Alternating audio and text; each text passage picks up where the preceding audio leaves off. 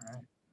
Good afternoon. I'm Mark Allen with Gabriel.io, and I'm here today with Andrew Booz, the CEO and co-founder of Postion. Good afternoon, Andrew. How you doing? Hey, Mark. Great to meet you. And Thanks did for I having get your last name right? me. I've kind of given up on correcting people. It's Bose, but Huh. Booze is way more memorable, so you can call me whatever you like. Well, so it's like the speaker system, right? Bose? Rest like the speakers, yeah.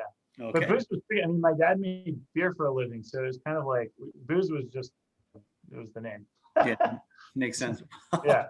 So tell us about yourself. Tell us about your background, where you're from, and previous jobs before Potion. Yeah, sure. So I'm from Canada, as the fellow over there maybe gives you a hint. I've been in San Francisco for 10 years. I've been doing early startups and helping early startups go to market basically for my whole career. So first company, I was sort of founder CEO. It was sort of a dorm room startup story. I did a bunch of sales work and got all their early like website and whatnot up. That company ended up getting acquired, which was a nice outcome. And then I went and joined a company where I learned all this sort of sales operations, like actual techniques. So sales ops and go to business development sort of more formally. So that company ended up raising 80 million, and it got bought by Cisco, and I was running their BDR team. So that's where I kind of got into the world that Potion sort of is helping. So I was running a bunch of people. I was running a team of people that were doing cold calls, cold emails. They were on LinkedIn, cold prospecting, and after a couple of years, even after I had left that company, I had a small consulting firm of BDRs that did exactly that. And we started doing a lot of video. And the video was really dull. Like we had to re-record every single video for each recipient. And if you're doing biz dev, you're reaching out to 50 to 100 new recipients a day.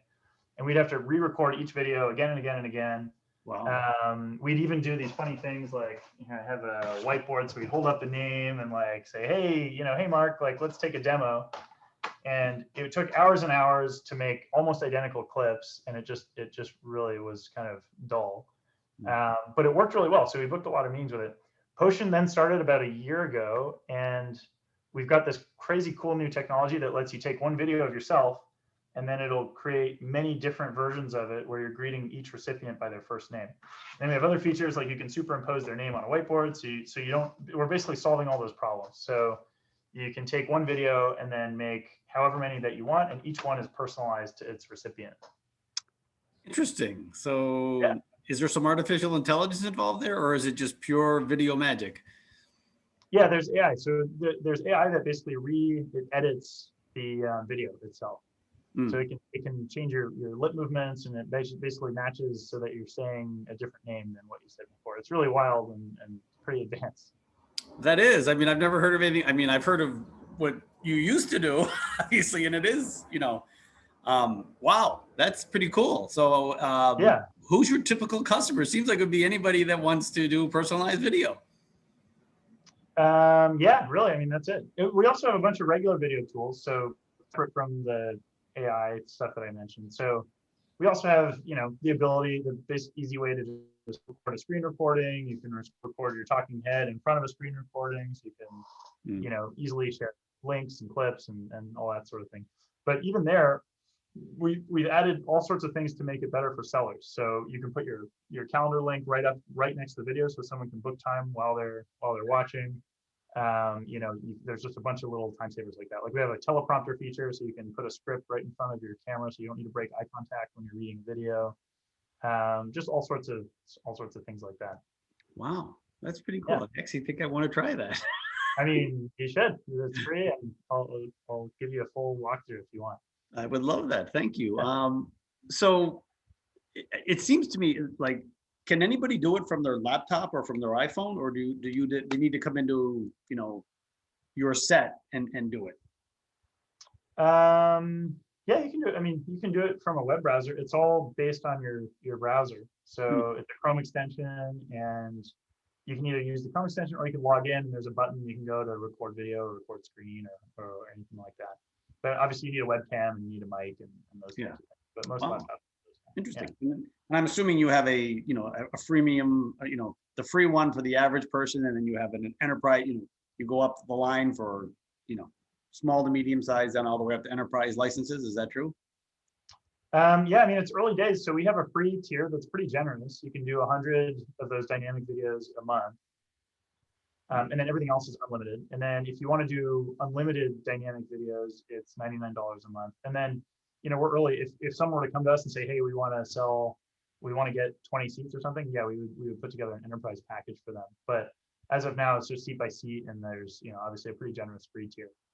Yeah, cool. And Yeah. I'm assuming, are you at home now, or is that your a real background, or is that a fake background? Oh, that's my real. It's the couch. I mean, this is my Cool. office. So I don't you know. truly are working from home, obviously. Very much working from home. Yeah, that's right. And you said you started it last year, so sounds like you've been working remotely since day one. Is that correct? I've been working. Yeah, I mean, my business. I've been remote for 5 years. I mean, before it was cool, Mm. we were all. Wow. And do you have a distributed staff, or how many people in the company? Yeah, so Potion's pretty. It's really early, right? So it's myself, and we have one other sort of biz dev intern, and then there's my technical co-founder who's the head of product, and there's a head of AI. That's Mm. 1, 2, 3, 4, and then I think there's 4 other engineers that are all contractors. So it's still fairly small. So that's what 1, 2, 3, 8 people. Sounds like 8, yeah. Yeah. Wow. And you've been 100% remote since day one? Yep, that's right. Wow. Cool. And then, so as you know, where I live went to the yellow tier yesterday. I don't know if San Francisco did. I know San Mateo County did. It's opening up. Yeah, it's Yeah. getting a little better. So- Yeah. So what do you see for the future of, are you going to have an office in downtown San Francisco, which is surprisingly cheap now? Or are you going to, remain remote? It's a good question. I really like living in SF. I mean, I just don't know if office space. I mean, it's kind of a TBD. I really couldn't tell you. Our head of AI is in Singapore, so I mean, chances are we're just going to kind of build and grow and remain remote. I don't see how that wouldn't be the case. Yeah, no. My co-founder and I are in San Francisco, so we actually meet a couple times a week, anyways, and just have dinner or whatever. But we're pretty used to just having a daily rhythm, and it's all remote, and we're pretty productive that way. Wow. And so as you grow, you think it'll stay like that? You'll just maybe have pockets of people in different cities, but you'll be living, there's your office right next to your couch, and you'll just keep doing that. Yeah, we're in the cloud, man. Who knows? Yeah. I think that's probably going to be the reality. Yeah. Wow. And what about development? You think you'll do that?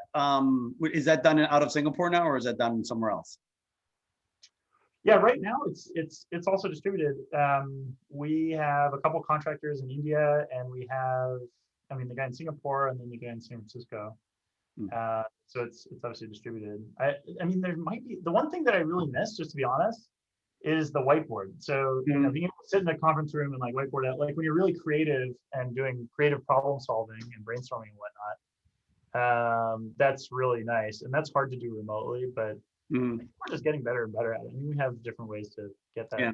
And there are some whiteboard products out there now, remote whiteboard products. I don't know if you've seen them.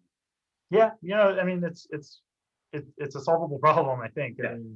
I think part of it, especially you're a younger man, I can tell, it's that interaction, right? That, right. That energy you get from being together, right? Yep.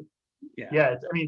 I'm super extroverted too, so it's been tough, but it's like, I think it is more efficient, and it's super expensive to live in San Francisco, and it's just kind of like, there's talent everywhere, and there's people that want to help us everywhere, and I don't want to just constrain ourselves to people that live here.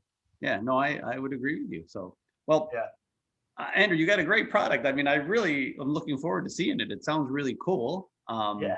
And I could probably introduce you to a few people that might want to try it out too. So I want to thank you for your time today. It's been great talking to you.